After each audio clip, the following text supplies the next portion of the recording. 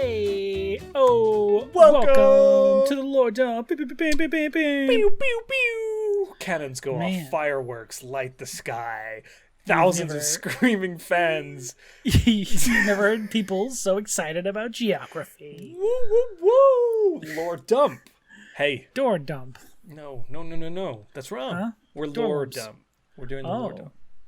Oh, sorry. I run another podcast all about lumpy doors and how you can sand those down. It's a woodworking podcast. Anyways. You like to work with your hands, don't you? You look like... This has all been cut. I hate it.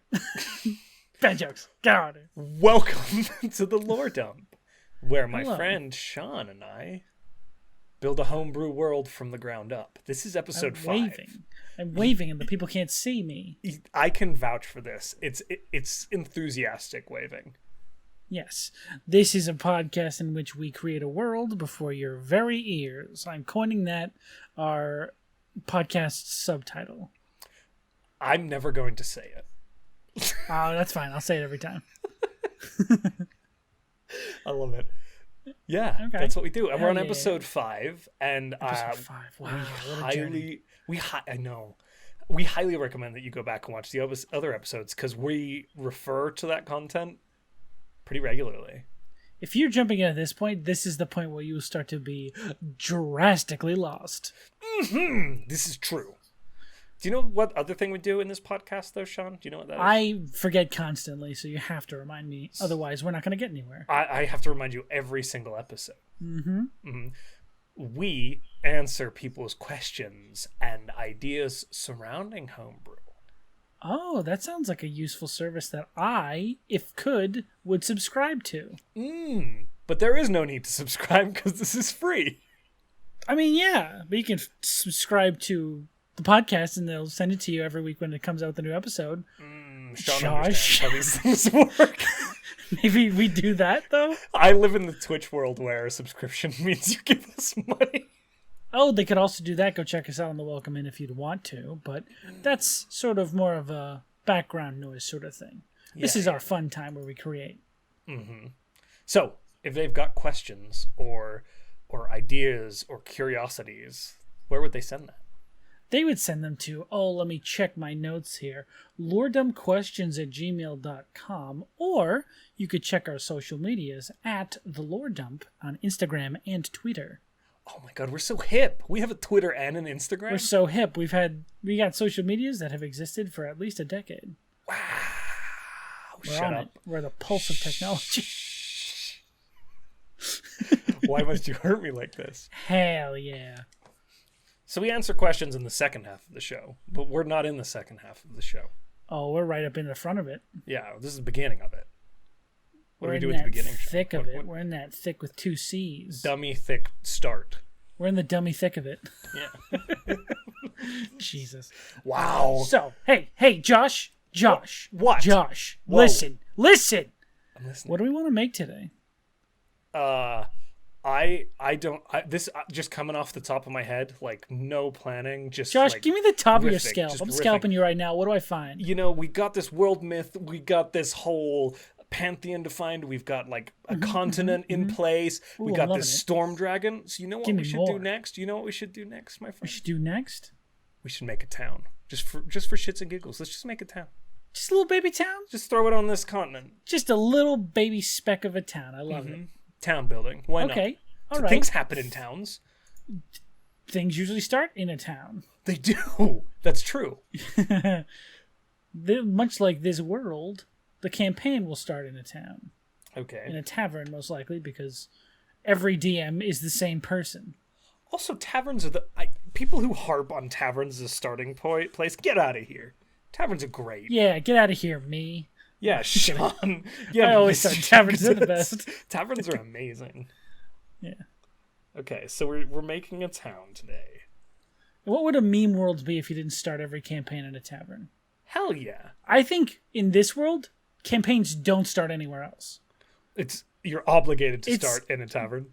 The rules of campaigns state that you have to have them in this world begin in a tavern. So if somebody uses our world and doesn't start in a tavern, we go to their house and hit them in the kneecaps? Yes, we erase all the information on their phone because with podcasts now you're allowed to do that, and then we physically we shouldn't say this on the air. Wait a minute, hold on. We didn't do anything. Backtrack. Danger zone. What? No, we're not threatening. We advise them to use a tavern. We appreciate you no matter what you do with our world. We pray for your soul.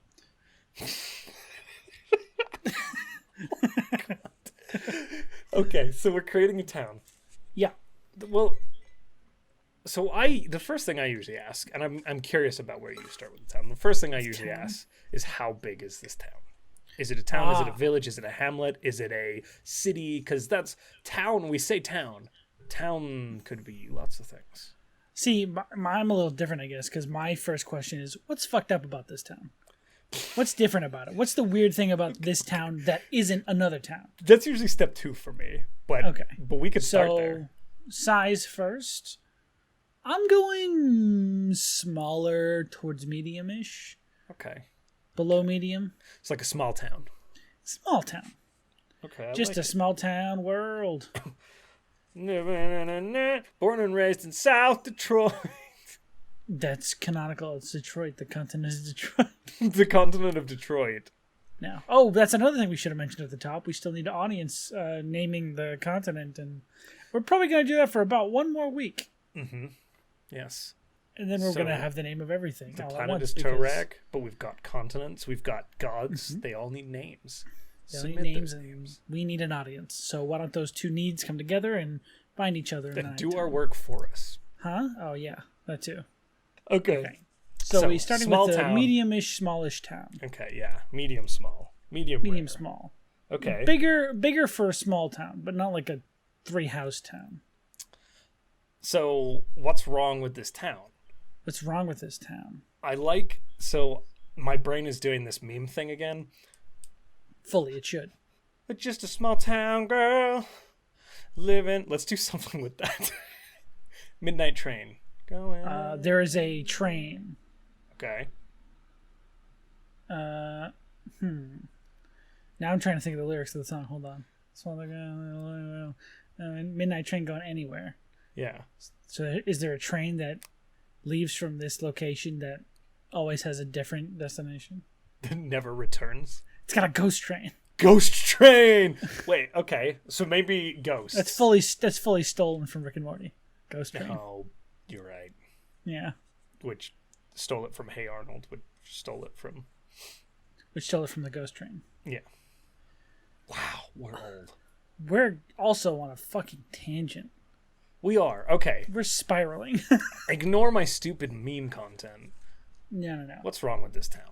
What's wrong with this one is that it's cursed, or is it not? Is it blessed, or is it cursed, or is it... Is it a blessing that's a curse? Like... Oh, what if it's blessed, but there's, like, too much of something? Yeah, exactly. Like, you've got, like so much water that your town's constantly flooding, but it was a blessing. It's like a town that was, like, blessed by some wandering druid to give, like, a lot of peaches, but now they have too many peaches. And they're always going everything bad. Is peaches. Yeah, and it's just the absolute worst. That's funny. Okay, so it has a very vibrant, fertile orchard, this town. Yes. But they constantly have to, like, cut back because the trees, like, grow into houses and, like, fill up the town squares, and, like, there's just, like, a force of gardeners that have to, like, control. They have to continuously fight back nature.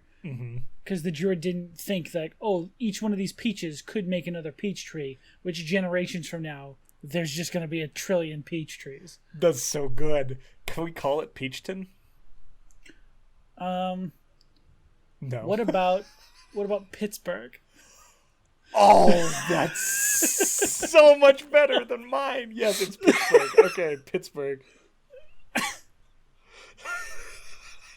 Because peaches have the pit. They'll get the little pit. Yeah, the little pit. It's perfect. Okay, so Pittsburg is plagued by ever-growing peach trees that cannot be contained. Yes. They can be cut down, but they're too... It's like a whole forest at this point. They weren't on top of it, like a whole tree grows in a year, and like constant shoots and things like that, rather than like they're like weeds. Well, yeah, they're magical peaches that are like or magical peach trees that grow just as fast as the original ones did. So it's almost like farming weeds, but with full trees that shed out peaches. This is good. And like rotting peaches, like, do you know like when people like put a crab apple tree next to a sidewalk and then nobody picks the crab apples and then they fall onto the ground and just get mashed into the sidewalk? Like, that's a regularly occurring thing where I'm from. I don't think it is here. Okay, never mind. I don't think it is. That might be too much of a specific dive to my region, my geography. That classic state that you're in. Oh, that classic state. Colorado. You don't have to. Surprise. You just doxed yourself. Come find me. Don't say that. Yeah, don't find me, please. Leave me alone. Get out of here, please. A small town boy. Living in a small town world. Born and raised in South Detroit. Okay, so Pittsburg has a peach problem, a peach tree problem. It does. It has a peach problem. That's its main problem. But the people who live there have grown to live with it. They're okay with it. Well, the benefits outweigh the negatives. I feel like there aren't a super amount of negatives. It's just kind of like annoying. Their main export is, of course, peaches. Of course. And I don't think the people there hate it, but I don't think they're okay with it. Can one guy be trying to make plums a thing? Like, there's a guy. Yeah, I do love that there's one like grocer who's trying to give people, or maybe other fruit is like the hottest commodity. Like, ain't like a banana or a fucking grapes is like $90. I'll pay anything for grapes. Give me the grapes. But all of their other food has like peach mixed into it just to try and help get rid of some of this. Okay, so you got like peach chicken, peach cobbler, yes, peach rice, peach porridge, peach gumbo, like all this stuff. You even juice a peach, drip that on the peach, and soak it for a little bit in peach. So you got peach. Peach. Okay, I still do like one guy he's trying to sell some fruit that just won't take. Like, nobody will eat it, even though it's different. There's one guy trying to sell durians. Yeah. And everyone's like, what the fuck is that? No. Yeah. Oh, I'd rather eat a peach. I hate it. It's like, okay, now, how do they get rid of the pits? What do they do with the pits from this? Because you wouldn't want to plant them, because they just grow. You don't want to plant them, because that's already half the problem. Oh, God, you wouldn't want to eat them either. No, God, you'd fucking die, Josh. You'd grow a peach tree out of you. Oh, like God, a chest burster peach tree would just fully canon erupt from your chest. Yeah. Oh, man, that's instant death. Yeah, that's like a KO out of the gate. Whew. Okay, I got distracted, but that genuinely happens. Something about the magic. That's fully good world building. I like it. 100% canon. Okay, instant player death if they eat a peach. Spiraling backwards. Yeah, if they eat the peach properly, they're good. If they eat the pit of Pittsburg, they will eventually die, succumb to a chestburster tree. Yes. Yeah, I like it. So, what do they do with the pits? Back to your question. Back to your very, very good question. Use them to build? Do they literally just throw them into the sea? Do they burn them and hopefully try and destroy them somehow? Well, throwing them into the sea raises a good question that maybe we need to establish. Where is this on our continent? That is true. I don't think peaches are a super beach close fruit. The peaches that I've known so have weirdly grown in like semi-arid grasslands, like in Washington. Georgia's like peach country, isn't it? Oh yeah, right. That's the peach state. Georgia peach. Yeah. Okay. So, Georgia's like wet, humid. It's humid, yeah, but it's not like beach country. No, it's landlocked, right? Shit. This is worse for you because you're an anthropologist. I'm not a geographer. Okay, Mr. The country of Georgia is oh no, it has there is an ocean front. I knew that, obviously. I'm going to edit this so I look smart. Yeah, I knew that, Josh. Georgia, this is right off the top of my head. Georgia is a southeastern U.S. state whose terrain spans coastal beaches, farmland, and mountains. Yeah, like everyone knows. Duh. Obviously, these were things that we knew. This is our first fuck up. This is our first? We're 5 episodes in. This is the first time we've gotten something wrong? I don't think that's true. So. This is the first time we've noticed we've gotten it wrong. We've never said anything that's not true on this podcast. Hey, audience, go back, pull apart every single episode thus far, and send us your complaints. Josh, you've just fucked yourself over. Why I'm not looking at any of those comments. Oh, okay. They're all going straight to you. This goes straight to me. They're all going straight to you. I'm sending them right to you in an email. That was a bad idea. I'm an idiot. Okay. No, you're fine. So the Peach Pits. Georgia, again, this is similar to Washington. I feel like there needs to be mountains and ocean, but far enough away that it's like where the water hits. I mean, this is really good based on our continent, right? We have this continent where a lot of the clouds accumulate around the base and dump their water. So maybe it's kind of like, it's kind of in the middle of the continent along one coast, but like 100 miles or so inland, but not like super high up towards the pinnacle of the mountain, right? Okay, so looking down from a map, it would be on the western side? Sure, we can put it on the western side. On the western side, but kind of not directly on the ocean, like fairly far from the ocean. Inland, yeah. Yeah, inland, but not up in the mountains, kind of on the rolling hills leading up to it. Okay. And it's fairly wet, fairly humid. Still gets like a winter. But, still gets a winter. Yeah. Do peaches grow in the winter? Or is that their sort of like hiatus? Maybe peaches grow in the winter. Peaches grow nonstop because of the magic. So they still just have peaches? The rest of the continent like really likes because they're like, we can get peaches in the winter? They're like, yes, come get them, please. And when they fall off the trees, they don't go bad because they just freeze. They just freeze. And then come spring, there's a bunch of gross frozen peaches. Oh my god, this place sucks. This is it's sticky and sweet, and there's wasps. That could be a monster in the region, giant wasps. Ooh. That's a good call. There's going to be a lot of insects flying around that place because of all the fucking rotting fruit. Yep. Wow. God, this place is literally the pits. It is Pittsburg. Okay. We got the idea for the town. Okay. Now, what's the layout of the town like? Is there a bunch of houses? Is there like a collection of, I don't know, businesses? There's definitely a ton of orchards. But the orchards are more tasked with fighting back the growth than nourishing it. So they're like the defenders of the city, preventing the peaches from getting too close. Yeah. Gotcha. Okay. And so there's these orchards just spanning out around the town for miles. Can there be a single collection of what I'm going to dub the Peach Rangers? The Peach Rangers? Yeah. Absolutely. What do they do? They travel about the orchard and make sure everything's in order. Okay. They defend the city from the evil giant bugs that try and eat all their fruits. Okay. Oh, man. So dumb. Love it.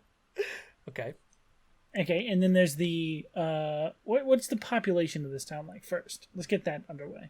Medium, small, so... No, but like races. Oh, gotcha. Percentage-wise. The demographics. Human, because we've said a lot of humans. Human. I'm assuming there's a sprinkling of them and everything. Do we have any of your gnomelings? There could be like a little tribe of them living amongst the groves. Mm-hmm. And they like are hired to work in the orchards. Yeah. By the local population. Okay, so there's a gnomeling tribe living in again, we say orchards, but it's really this like uncontrolled forest of peach trees. Yeah. Okay. Untamable. Yeah. I love it. Okay, so a lot of humans, some dwarfs inevitably, I would assume. Obviously, they have. One of them has like businesses there. Yeah. One of them imports or exports the peaches up the mountain. Actually, yeah, that'd be great. Minotaur. We talked about Minotaur clergy. No, too much. Well, they live more on their own like self-appointed reservations. Mm-hmm. But they kind of roam the lands wherever they see fit. Yeah, wherever they want to. So they can come and go, but it's not like no one place is their home. That has made an abode there in any way. Yes. Okay. They all just sort of drift around. Tieflings. Sure. Yeah. I'm assuming less tieflings than usual. Yeah. Maybe like half elves. There's a whole element of tieflings canonically are of the devil, like lineage-wise, ancestry-wise, and we just established this canon surrounding how the devils came to this place. So that's interesting. Let's not get into that now. Yeah, let's save tieflings for another day. Tieflings, they could be their own episode. Yeah. I think a lot of dwarves, there's some halflings and gnomelings. There are humans. There are... I mean, all the other races besides those, like 3, tend to be less and less common. Mm-hmm. It's all just like case-by-case basis. How did they get there? Okay. I think. Okay, that seems good. Yeah, because it's just not kind of standard D&D standard races, the common races. Cool. Yeah. That's easy enough. Mm-hmm. Okay, so they live here. It's kind of a small town is going to have at least 3 inns or so. 3 businesses? Well, 3 taverns. It's usually what I do. 3 taverns in one town? In a town, yeah. In a village, I'll put 1 inn or tavern. Okay. I'll usually only bring 1 to the players as relevant. Okay. But a lot, it can be assumed, and you'll see this at least the way Wizard writes books. Anything that's over a population of 1,000 has multiple inns dotted around the space. Makes sense. What if... Can we make these bars compete against each other? Oh, hell yes. Yes. Okay. I think one of the bars is mostly known for its excellent food. Okay. That one is just got normal drinks, but I think it goes overboard on importing non-peach based delicacies. Non-peach based, got it. And that's how it gets people in for its business. Okay. I think the other 2.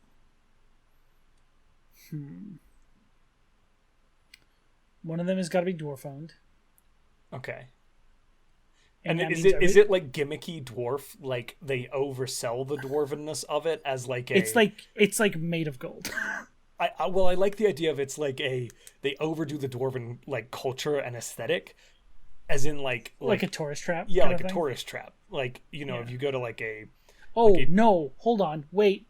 There's a chain of inns in every town that are all dwarven owned and all have the same aesthetic. And they're tourist like a Holiday Inn. Yeah, it's called Moradin's Rest or something like that. Moradin's not a figure in our history, but you know what I mean. Yeah. We'll come up with a name for it in a bit, but I like the idea that one of them is a chain. Dwarf chain. Okay. So we've got the chain. We've got the one that goes overboard on the food. And I think we have the third one that's just a shithole. You've got to have a shithole. You've got to have a shithole. There has to be called the Pits. Yeah. Perfect. Pits. What's the food one named called?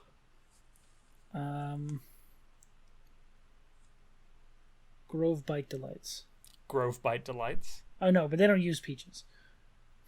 No, but I like the idea, it plays into Grove without eliciting peaches. What about...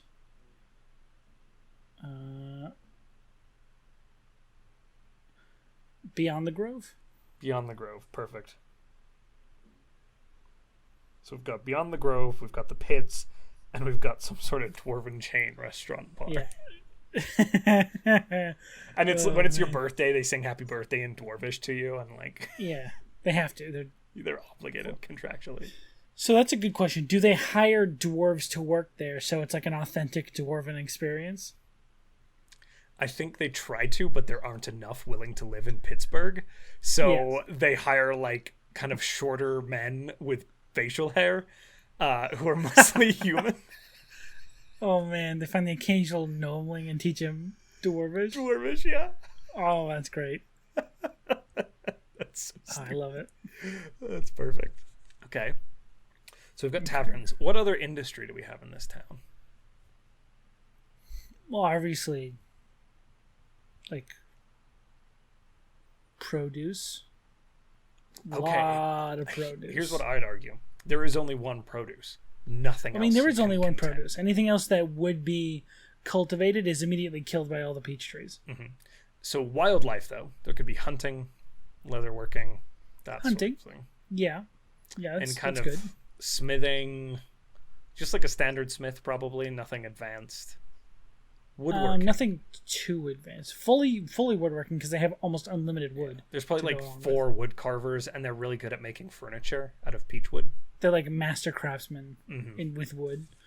I think that the hunting scene is probably pretty good because of the abundance of just fruit on the ground that things can come in and eat. Which means they probably have a tannery of some sort. Yeah. And if there are giant insects, they could do stuff with carapace. Yes. And also, the things that they hunt, they eat so much peach that their meat tastes like peach a little bit. Okay.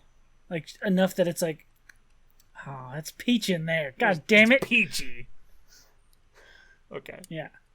So that way, they don't even escape from it by hunting. They still get that peach taste. You know, we have to share this episode with Button, who plays the character Peach in our D&D game. Every time I say the word, I'm worried that they're gonna, like, say what? What? Huh? That's why I added Plum in as well as like a... Yeah.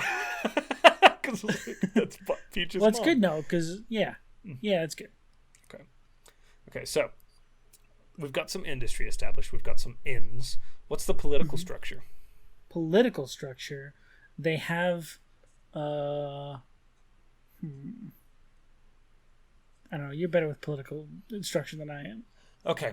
So does this exists within the kind of duchy, the control or whatever of the dwarven? Well, then again, I don't know if the dwarves so much like own and have like a written control over things. They just, people know they run things. Okay, but consider so pre-existing borders and nations. There were still city-states. There were still centers of power. There were still keeps, holds, tithes. So what is this a completely independent barony where there is a noble family that dictates the rules and does the deciding, or is this town beholden of a series of towns that report to a city-state, or is it a part of a larger nation that dictates? Like, think on that scale. Is the populace, is it a democratic populace that makes all of its decisions together? Is it a eldership? What's that?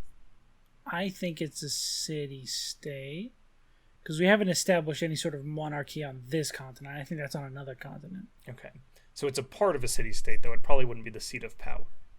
Obviously. Yeah. No. Okay. But it is not without its usefulness. Okay. Yeah, oh, absolutely. Like, the city-state that controls this region is absolutely interested in the continued control of this township. Yes, fully. Okay. So that means that there would be a mayor or an equivalent leader elected or appointed either by the city-state or by the general population. So... Or a council. That would be a human. Human? Human female. Human female mayor? Yes. Okay. How did she become mayor? How long has she been mayor? Is she from a long line of mayors? That's not how that works. It can be. Oh, really? You can have a mayoral line? Yeah, a mayoral line. Like their last The name lineage is mayor. of mayor is long Yeah. and storied with legends. It's like a deeds. dictator democracy where it's a democracy. It calls itself a democracy, but it's just the same That's people really in charge. funny. I think that I do like the fact that once this sort of problem cropped up, the mayoral position became passed down because no one else wanted to like run for mayor. Okay. So it was literally just like, all right, well, I guess our family's just stuck running this peach town from now on. And she hates it. She hates being the mayor of Pittsburg. Yes, she hates running this town because it's constant cleanup. Okay. I love that. It's and good. I love like the legal code of the town, whatever that is, dictates that if no other mayor can be found, then the mayor-elect has to remain in that position, and it is passed to their progeny. Fully. So a reluctant leader is what we've got here. Yeah. Okay. A reluctant leader by birth. What's her last name?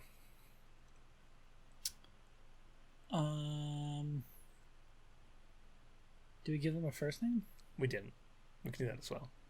What about... I don't know why, but Schmelga just came to mind. Schmelga? That's her Schmelga. first name? Instead of first Helga, it's Schmelga. Instead of Helga, Okay. it's Schmelga. Schmelga, is her last name literally mayor? Schmelga Mayor. Mayor Schmelga Mayor. I think that's good. Oh god. Mayor Schmelga Mayor. Okay. Schmelga But it's Mayor. spelled different. It's spelled like Meyer. Yeah, like John Mayer or something like Yeah. that. Okay. Mayor. Mayor. That's so stupid. It's fucking dumb. I love it. Okay. So Mayor cannot get rid of this position. Absolutely not. It's against the rules. What does the constabulary look like? Well, for the audience at home, why don't you explain what the fuck you just said? Okay. So, critically important to any township, village needs to be some sort of law enforcement structure because inevitably your players are going to do something bad. Gotcha. Or like there has to be something to set the moral code of the region you're in, right? Whatever that is. It could be a swarm of hyper-intelligence trained wasps that runs. It's a grove of awoken peach trees. Just beat the shit out of bad guys. Ooh, wait. What if one of these peach trees is a treant? Like, what if there is like a treant? Like the first one they planted was sentient, became a treant over time, and it's in the middle of the town square. That's where it hangs out. Obviously. Yeah. Okay. And I think like this tree is so old and so ancient that the peaches it grows are like super perfect and like maybe a little magical. A little magical. Yeah. So a peach like treant. A peach treant, yeah. Yeah. That's really good. Okay, is this the thing that defends the town? Are there no law enforcement because this treant is so terrifying nothing fucks with it? I don't think there's no law enforcement. So there's a few, like an amalgamation of guards, maybe like 30 or 40. The people that defend the town, otherwise known as the Peachy Boys. Yeah. That's what people call them behind their backs. They don't like it though. It's probably like I don't know, Pittsburg Guardians. Okay. Or Pittsburg Protectors. The Pittsburg Guard. The Pittsburg Guard.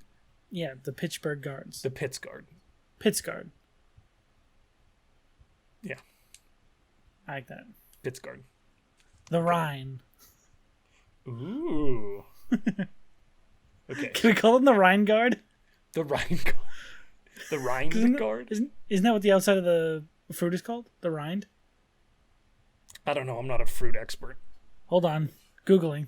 We need to know this now. In the meantime, guys, don't forget to send your questions in to ask the lore dump. Let me just double check. Excuse me, loredumpquestions@gmail.com. The outer skin of certain fruit, especially citrus fruit. It's like oranges. Yeah, it's literally rind. We can call them the rind guard. Okay, the rind guard. So, the rind guard. Love it. So we've got law enforcement. We've got taverns. We've got industry. We've got a mayor. What else do you want to add? We've got a tree end, which could be all kinds of things, all kinds of hooks and ideas. What we're doing here is we're establishing individuals that can have stakes and conflict, right? Like, you don't have to write up the inherent conflict. We're creating the structure for that to exist. Yes. And you can add on to whatever we've said here. If you feel like there's other cool memes relating to peaches you could put in here. Mm-hmm. That's cool. Exactly. I think I like it. I think this is a good starting town. It's good, huh? It's solid. Yeah. There's stuff going on. There's import. There's export. There's an economy. Okay. Are we moving on to questions? Is that what's happening? I think now would be the good time to shift over to those good audience questions they've sent in to loredumpquestions@gmail.com and at the loredump at Instagram and Twitter. Wow, what a well-articulated sentence. I gotta go lay down. Careful. Careful. My head hurts. I got you smelling salts. Here. Deep It's not good for audio. That's terrible. What a bit. Okay, I have our questions. You're a bit. Sorry, what's up? What? Hello? I have our questions. Moving on. Go for it. Okay, question number 1. And a reminder, if you would like us to share your names with your questions moving forward, please just indicate that you're okay with that. Again, like your usernames, please don't give your full names. But if you're okay with us sharing your usernames, please let us know. But for now, we're not going to, because safety. We haven't gotten the okay, and we're not going to ask. Mm-hmm. Exactly. So, Shawnee boy. Yeah, what? When creating a homebrew creature or encounter, how can you figure out its CR, challenge rating? How do features like multi-attacks, legendary actions, layer actions, and resistances play into this calculation? This is an awesome question given last week's episode. It's a weird question given last week's episode because this podcast has already firmly stand against CR and its rating system. Mm-hmm. We don't believe in it. Neither does anyone who created this system. They all don't use it. They all don't stand behind it. It's garbage. Here's the thing. Is your question answers itself. How do features like multi-attacks, legendary actions, layer actions, and resistance play into calculation?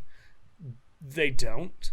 And beyond that, other elements such as environment, so where you're fighting the creature, so fighting a dragon in a closed-off cave as opposed to fighting a dragon on the open sea are two very different encounters. Weather impacts all of these things. So like CR doesn't account or accommodate for those things. CR is a good thing to go, okay, I've got a basic group that's this size, this power level. Let's start looking at these monsters, but then you throw it out the window once you've gotten an idea and begin to consider how hard does this thing hit? How strong is your tank's AC? Is this an AC fight? Is this a saving throw fight? Are these casters? All of those things not accounted for in CR, and CR, all of those things drastically change a fight. You may have a party that's overtuned and you have to throw much higher CR, quote unquote, creatures at them solely because they're stacked. Because Dungeons and Dragons isn't a balanced game per se. Yeah. If you have an encounter with a dragon, like inside versus a place where it can fly away, that's a different fight. Those are two completely different CR encounters. Also, things like how many actions it can take at a time, that is very important. Okay, I will say instead of using CR calculations and all that stuff, action economy. Yeah. That's the only way you should actually balance your things. Look at a creature and say, could this drop one of my party members in one turn regardless of luck? Yes? Okay. Probably not the best thing to throw at them. If it can, it should be the only thing you throw at them. Mm-hmm. If it can't, then say, okay, well, how close can it get them?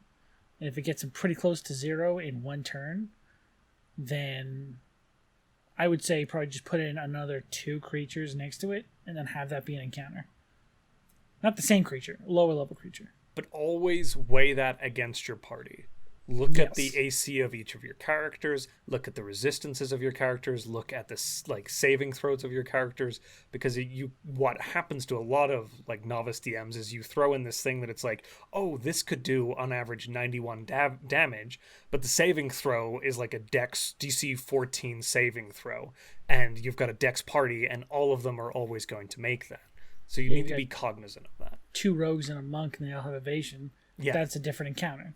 Entirely different, especially because most encounters have 2 rogues. Yeah, damage mitigation is strange, and you need to account for that. Yeah, know your players, and know that some of your players are going to be absolutely ready to use the abilities at their disposal, but also know that some players may have those things and not remember to ever use them. On the other hand, if your party is a dex-based party, and you feeling like, oh, this type of situation, this type of creature wouldn't challenge them, you can find something that has a Constitution saving throw, or something that is strong against the party to make it a more valuable threat. Sean's watched me do this when we do our little arena fights where we have an awesome player who's genius at building characters. So the first monster I put out, he built this perfectly balanced or spec'd overdone min-max thing that wiped the floor with me. So the next monster straight countered him. Yeah, fully. The end. So just know your party and their strengths and their weaknesses. Yeah. And usually when players tend to hyper-focus into one thing, they leave themselves open to a bunch of other vulnerabilities that you can exploit. And it's really fun to show those to them as you're going through the campaign. Like, oh, well, here's a huge hole. Ah, fuck. Okay, well, yeah, I guess you're right. Well, I can do 1 trillion damage on the first round, but if I don't hit, I guess I'm kind of worthless, huh? It's like, yeah, bud. Good job, though. On the flip side to that, don't be afraid to give them encounters that they will wipe the floor with. A, yes. It's good for your party to feel strong.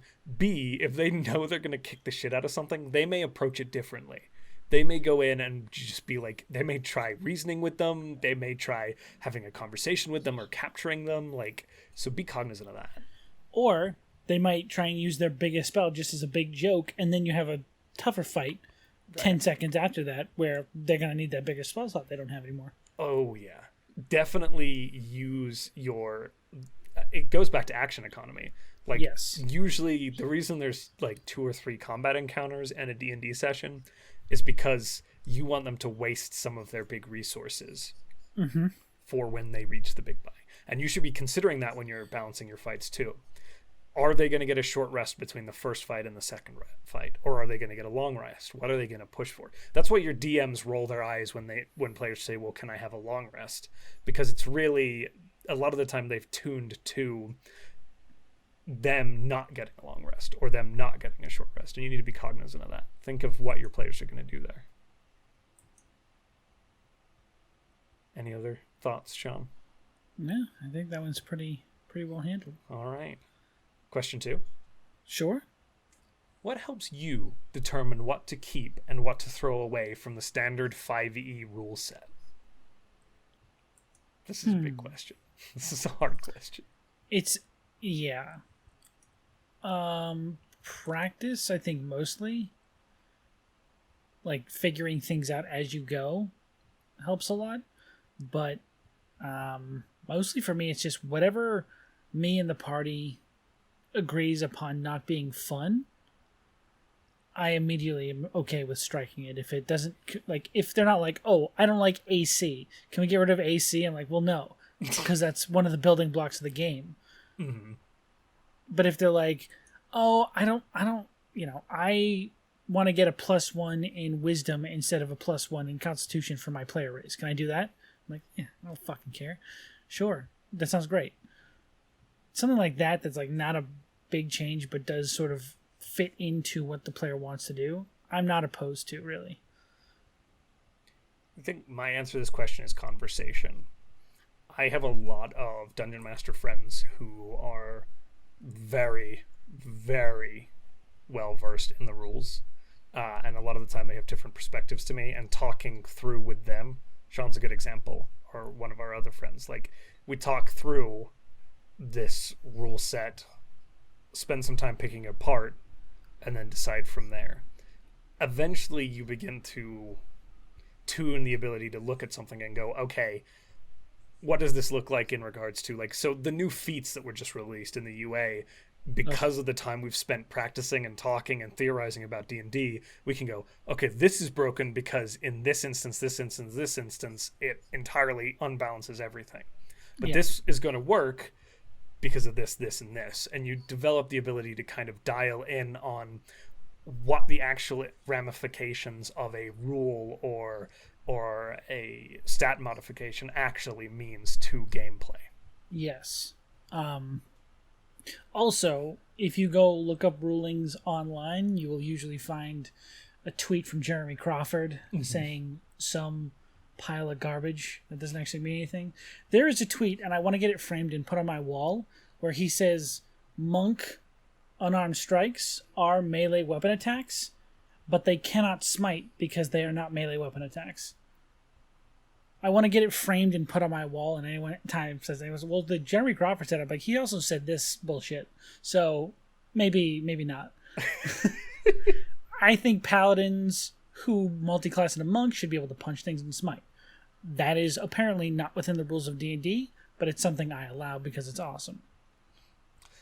The other thing I will do is I'll let a player try it, and here's my thing. When a player comes to me, I say, sure, but I reserve the right to nerf that or to change that later on. And that's really easy to do in home games. It's a little harder with the games that we broadcast because people come in and say, well, you let them do this at this point, but now you're not letting them do it. But really, like, letting them know that, sure, let's see what it looks like. But a lot of the time, a rule or an adjustment will not be a problem with one player because they won't take advantage of it. But it will be a problem with another player because they will absolutely spam that to get the biggest benefit from it. And you have to, again, know your players and kind of always leave yourself a little wiggle room to say, okay, no, you know what, this is silly. I don't know. I just think it's a process you have to sort of figure out as you go along on your campaign with your party. Every campaign is going to have a different rule set because every player is going to be different. Unless you're playing with the same group for a long period of time in multiple campaigns. Then it's fine. But I think that first initial getting to know players is crucial, and be upfront with them. Just say, hey, over the course of this campaign, some rules may get adjusted if we talk them out and we feel like they're good now, and then we find out there's problems later on. I might change things. You have to be okay with that. Yeah, and you'll develop a trust with your players too, like your long-term players. Once you kind of find that group that you settle in with. I've given Sean an item that I nerfed down in a campaign, but it was still broken. And Sean nerfed himself further and polices himself on the use of that item because that's who he is as a player. Because I also know how broken the thing you gave me is. Yeah. And like I trusted him to respect me in our game when I did it. Yes. And they're also... Yeah. No, go for it. No. That's it. That's it. Well, there's also another thing we came across in that same game where my druid has the ability to conjure animals. And according to the rules as they are in the book, you can summon like 8 giant owls that everyone can just fly on and go wherever they want. So that's another thing where we have to stop just having that happen every session, every time we travel anywhere. That way we can, play the game. Exploring is part of the game. Traveling is part of the game. You encounter a lot of things on the road. So, I don't know. I feel like that detracts from the challenge of getting from place to place. We're only level 6, so we shouldn't be able to teleport anywhere yet. When you have a player who goes to you and says, well, I could have done this, but I kind of chose not to, that's the sign of a great player. Thank you. When they're but there's also the problem of the conjure animal things where I didn't want to do it, But the other party was like, well, okay, we could just summon a bunch of owls and fly there. I was like, well, no, that is both of my 3rd level spell slots, and I will be basically worthless, so I'm not super comfortable with doing that. Yeah. Like, there's always reasons not to do things as well. Yeah. And as a DM, that's why I'm like, meh, because I can punish y'all for it. Like, in the end, I mean, punish is a bad word, but you know what I mean. You've used most of your 3rd level spell slots, now let's throw an encounter at you, right? Like, that sort of thing is the way to respond to that. If they decide to do it. I don't know. It's just something to keep in mind as the game goes on. You have to not only police your players, but police the rules you've put in place and make sure they're maintained. Because there are things in there that just break everything. Yeah. I'll do it. I'll give someone a relic level 1. I don't give a shit. Hey, some of the best games we've played together, we've been given artifacts at like level 3 for pretty much free. It's fair. And it was a blast because as players, we self-sabotage. And our DM knows that and respects that and plays into it. She knows that we're a bunch of goons and that she can give us really powerful artifacts because we're not going to take advantage of them. We're just going to do stupid shit. Yeah, that's great. So, okay, 3rd question. Here we go. What are some good resources and methods to use with naming people, items, and towns? Ask your audience. I mean, yeah, that's this podcast stance. You guys come up with it. I don't care. Yeah, you figure it out. No. For real. So, for people, I guess just have a list of names that you can pull off of and like cross out when you use them. Or like next to them you can write like what you made that name into, like half-orc barkeeper or something like that, and then flesh them out after the session. But for items, you should have the name prepared, so because the item should be prepared. Yeah. And what was the third option? Was it places? And places. Yeah. Now I think there's 2 answers to each of these questions. Are you asking for support on the fly, or are you asking for resources when you are intentionally building? Because I have 2 different answers to these, all of these, depending on if I'm naming something on the fly or if I'm building something out beforehand. Do on the fly. Go on the fly first. On the fly, memes, puns, jokes. I named horses Clyde and Dale. You know, I've named guards Arnold and Palmer. Like, when there's two of them standing next to each other, naming them half of one word that relates to them is the absolute best. Like, that's one of my favorite things to do off the top of my head. Just right. You also have, like, for NPCs specifically, a list of names that you can just go, this is John Smith, and boom, John Smith now exists in this world. Having both of those things ready to go and using them in tandem, awesome. Naming, I think naming off the top of my head for all of these is good, but I will say Sean's 100% right. If it's an item, there is no naming an item off the top of your head. The item needs to have been planned. Or either it's planned or it's something you've had in the wings for a while, just sitting there like, where do I put this? And then they come across something, and you're like, I'll just sneak that in there. Yeah. Or you take it from the book. Items and names you can also do, if we're going back to like the planned element of it, know the geography, knowing historical figures, knowing, so Pittsburg, right? That was kind of a meme, that was kind of a history thing. Makes perfect sense. Yeah. Like, consider so the Styes in Saltmarsh is a really good example.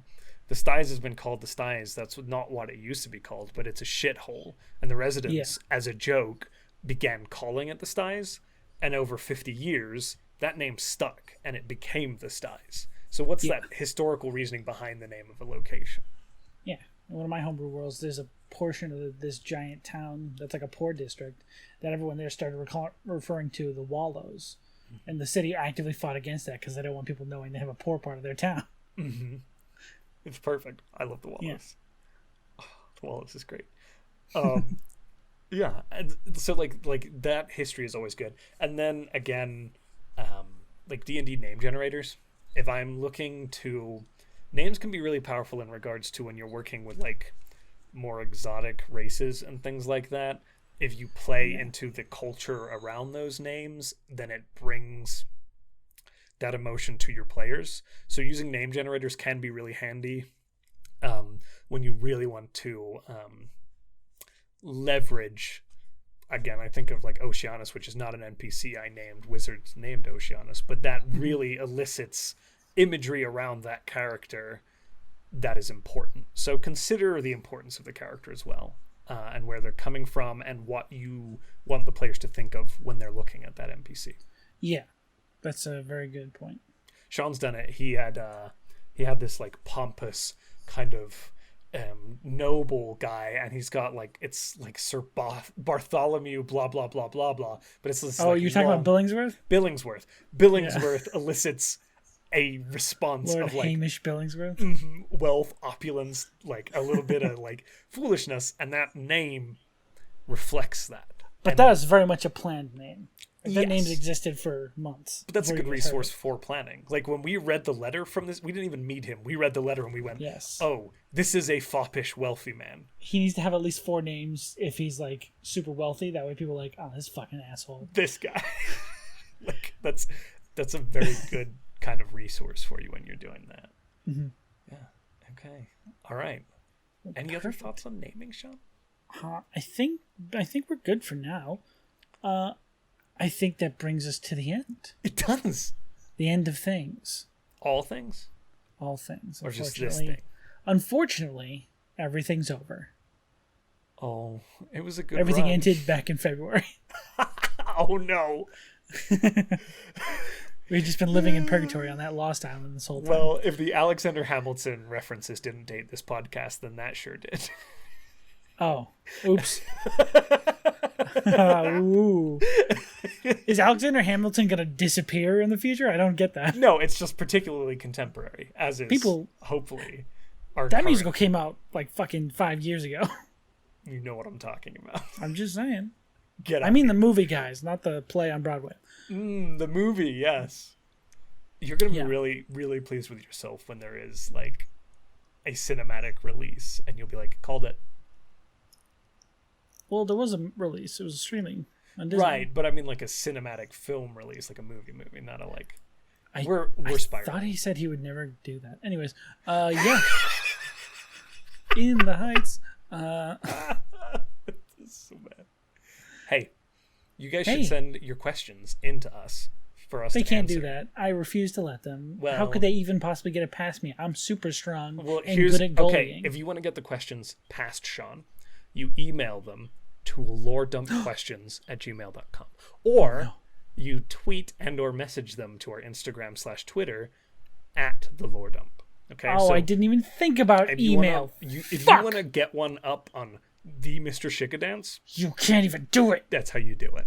I bet you $1,000,000,000 that you can't. But they're Sean bucks and they're worth almost nothing. Can we make Sean bucks? Can we draw Sean those bucks. We can draw those up. Yeah, we'll make Sean bucks and we'll make them rain over the city of New York to repay this bet. Sounds like littering to me. But I guarantee you we won't even see a single question in our inbox. It's impossible. I'm so good at goalying. Audience, I believe in you. I trust you. I know you can do this. I think I've seen a goal once or twice in my life. Wow, that's a sports reference you made on our D&D and I'm podcast. also ripped. Don't check. Go Dodgers. What? It's a sports team. We're doing sports things. No, we're not. I'm just telling everyone that listening to this that I'm shredded, and they should be afraid of me. What are you talking about? The Dodgers for? You said goal. Never mind.